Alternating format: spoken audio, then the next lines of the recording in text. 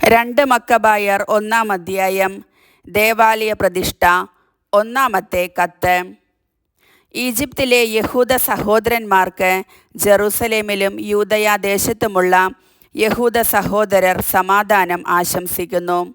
ദൈവം നിങ്ങൾക്ക് ശുഭം വരുത്തുകയും തൻ്റെ വിശ്വസ്തദാസന്മാരായ അബ്രാഹത്തോടും ഇസഹാക്കിനോടും യാക്കോബിനോടും ചെയ്ത ഉടമ്പടി സ്മരിക്കുകയും ചെയ്യട്ടെ.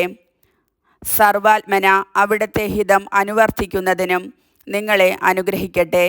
തൻ്റെ കൽപ്പനകളും പ്രമാണങ്ങളും പ്രവേശിക്കാൻ അവിടുന്ന് നിങ്ങളുടെ ഹൃദയം തുറക്കുകയും നിങ്ങൾക്ക് സമാധാനം നൽകുകയും ചെയ്യട്ടെ. അവിടുന്ന് നിങ്ങളുടെ പ്രാർത്ഥന ശ്രവിക്കുകയും നിങ്ങളോട് രഞ്ജിപ്പിലാവുകയും ചെയ്യട്ടെ. കഷ്ടകാലത്ത് നിങ്ങളെ അവിടുന്ന് കൈവെടിയാതിരിക്കട്ടെ. ഇപ്പോൾ ഇവിടെ ഞങ്ങൾ നിങ്ങൾക്ക് വേണ്ടി പ്രാർത്ഥിച്ചു കൊണ്ടിരിക്കുന്നു. 169-ാം വർഷം ദമത്രിയൂസിൻ്റെ ഭരണകാലത്ത് യഹൂദരായ ഞങ്ങൾക്ക് കഠിനയാതനകൾ നേരിട്ടപ്പോൾ ഞങ്ങൾ നിങ്ങൾക്കെഴുതിയിരുന്നു. അക്കാലത്ത് ജാസനും കൂട്ടരും വിശുദ്ധ ദേശത്തും രാജ്യം മുഴുവനിലും കലാപമുണ്ടാക്കുകയും ദേവാലയ കവാടങ്ങൾ കത്തിച്ചു കളയുകയും നിഷ്കളങ്ക രക്തം ചിന്തുകയും ചെയ്തു. ഞങ്ങൾ കർത്താവിനോട് പ്രാർത്ഥിക്കുകയും അവിടുന്ന് അത് കേൾക്കുകയും ചെയ്തു. ഞങ്ങൾ ദഹനബലികളും ധാന്യബലികളും അർപ്പിച്ചു.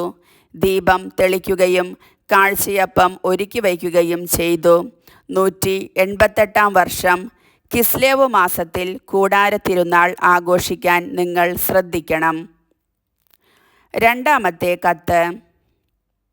ജെറുസലേമിലും യൂദയായിലുമുള്ളവരും ആലോചനാ സംഘവും യൂദാസും അഭിഷിക്ത പുരോഹിതന്മാരുടെ ഭവനത്തിൽപ്പെട്ടവനും ടോളമി രാജാവിൻ്റെ ഗുരുവുമായ അരിസ്തോബുലൂസിനും ഈജിപ്തിലെ യഹൂദർക്കും അഭിവാദനങ്ങൾ അർപ്പിക്കുകയും ആയുരാരോഗ്യങ്ങൾ നേരുകയും ചെയ്യുന്നു. കൊടിയ വിപത്തുകളിൽ നിന്ന് ഞങ്ങളെ രക്ഷിക്കുകയും രാജാവിനെതിരെ ഞങ്ങളെ തുണയ്ക്കുകയും ചെയ്ത ദൈവത്തിന് ഞങ്ങൾ കൃതജ്ഞത സമർപ്പിക്കുന്നു. വിശുദ്ധ നഗരത്തെ ആക്രമിച്ചവരെ അവിടുന്ന് തുരത്തി.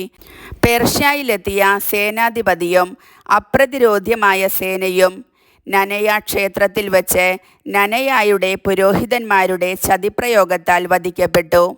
വമ്പിച്ച ക്ഷേത്ര നിക്ഷേപം സ്ത്രീധനമായി കൈവശമാക്കാൻ മോഹിച്ച അന്തിയോക്കസ് നനയാദേവിയെ പരിഗ്രഹിക്കാനെന്ന ഭാവേന അനുചരന്മാരുമൊത്ത് അവിടെയെത്തി. ക്ഷേത്ര പുരോഹിതന്മാർ നിക്ഷേപങ്ങൾ അവരുടെ മുൻപിൽ നിരത്തിവെച്ചു.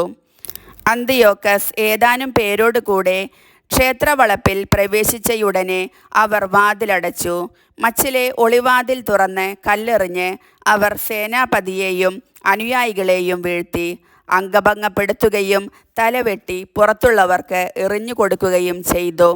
അധർമ്മികൾക്ക് തക്ക ശിക്ഷ നൽകിയ ദൈവം എല്ലാവിധത്തിലും വാഴ്ത്തപ്പെടട്ടെ. കിസ്ലേവ് മാസം 25-ാം ദിവസം ഞങ്ങൾ ദേവാലയ ശുദ്ധീകരണ തിരുനാൾ ആഘോഷിക്കുന്ന വിവരം നിങ്ങളും അറിയേണ്ടതാണ്. കാരണം കൂടാര തിരുനാളും ദേവാലയവും ബലിപീഠവും നിർമ്മിച്ച നെഹമിയ ബലികൾ അർപ്പിച്ചപ്പോൾ നൽകപ്പെട്ട അഗ്നിയുടെ തിരുനാളും നിങ്ങളും ആഘോഷിക്കേണ്ടതാണല്ലോ.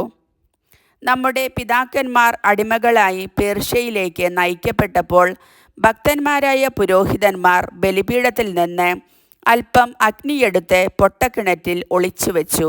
അത് രഹസ്യമായിരിക്കാൻ അവർ വേണ്ട മുൻകരുതലുകളും ചെയ്തു. വളരെ കൊല്ലങ്ങൾക്കു ശേഷം ദൈവകൃപയാൽ പേർഷ്യ രാജാവ് നിയോഗിച്ച നെഹമിയ പുരോഹിതന്മാർ ഒളിച്ചു സൂക്ഷിച്ച അഗ്നി എടുത്തുകൊണ്ടുവരാൻ അവരുടെ പിൻഗാമികളോട് നിർദ്ദേശിച്ചു. അവർ മടങ്ങി വന്ന് അഗ്നി കണ്ടെത്തിയില്ലെന്നും എന്നാൽ ഒരു കൊഴുത്ത ദ്രാവകം കണ്ടെന്നും അറിയിച്ചു. അത് കോരിക്കൊണ്ടുവരാൻ നെഹമിയ ആജ്ഞാപിച്ചു.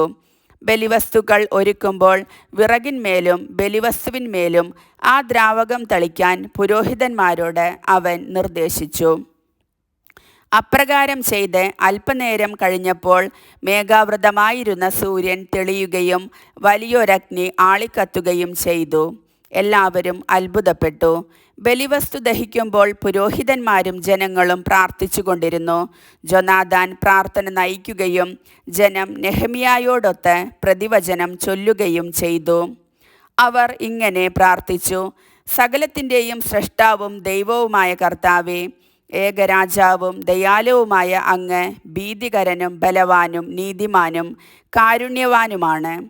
അങ്ങ് മാത്രമാണ് ഉദാരനും നീതിമാനും സർവശക്തനും നിത്യനുമായവൻ.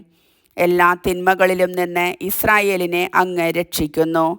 അങ്ങ് ഞങ്ങളുടെ പിതാക്കന്മാരെ തെരഞ്ഞെടുത്ത് വിശുദ്ധീകരിച്ചു.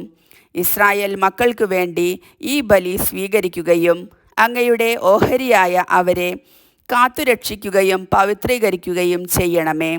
ചിതറിപ്പോയ ഞങ്ങളുടെ ജനത്തെ ഒന്നിച്ചു കൂട്ടുകയും വിജാതീയരുടെ ഇടയിൽ അടിമകളായി തീർന്നവരെ സ്വതന്ത്രരാക്കുകയും ചെയ്യണമേ. നിന്ദിതരെയും പുറന്തള്ളപ്പെട്ടവരെയും കടാക്ഷിക്കണമേ. അവിടുന്നാണ് ഞങ്ങളുടെ ദൈവമെന്നും വിജാതീയർ അറിയാൻ ഇടയാകട്ടെ. മർദ്ദകരെയും അഹങ്കാരം കൊണ്ട് മതിച്ചവരെയും ശിക്ഷിക്കണമേ.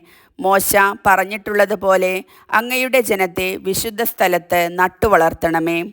അനന്തരം പുരോഹിതന്മാർ കീർത്തനങ്ങൾ ആലപിച്ചു. ബലിവസ്തു ദഹിച്ചു കഴിഞ്ഞപ്പോൾ ബാക്കിയുണ്ടായിരുന്ന ദ്രാവകം വലിയ കല്ലുകളുടെ മേൽ ഒഴിക്കുന്നതിന് നെഹെമിയ കൽപ്പിച്ചു. അങ്ങനെ ചെയ്തപ്പോൾ ഒരു അഗ്നിജ്വാല ഉണ്ടായി. ബലിപീഠത്തിൽ നിന്നുള്ള പ്രകാശം തട്ടിയപ്പോൾ ആ ജ്വാല കെട്ടടങ്ങി. ഈ വസ്തുത പ്രസിദ്ധമായി. പ്രവാസത്തിലേക്ക് നയിക്കപ്പെട്ട പുരോഹിതന്മാർ അഗ്നി സൂക്ഷിച്ചിരുന്ന സ്ഥലത്ത് ഒരു ദ്രാവകം കണ്ടെന്നും അതുപയോഗിച്ച് നെഹെമിയായും അനുചരന്മാരും ബലിവസ്തുക്കൾ ദഹിപ്പിച്ചെന്നും കേട്ട പേർഷ്യ രാജാവ് വസ്തുതകളെപ്പറ്റി അന്വേഷിക്കുകയും ആ സ്ഥലം വിശുദ്ധമായി പ്രഖ്യാപിച്ച് ചുറ്റും മതിലുകെട്ടുകയും ചെയ്തു.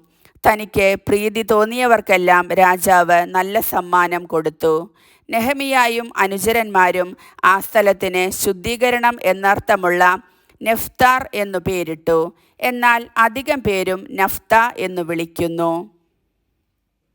കർത്താവിൻ്റെ വചനം.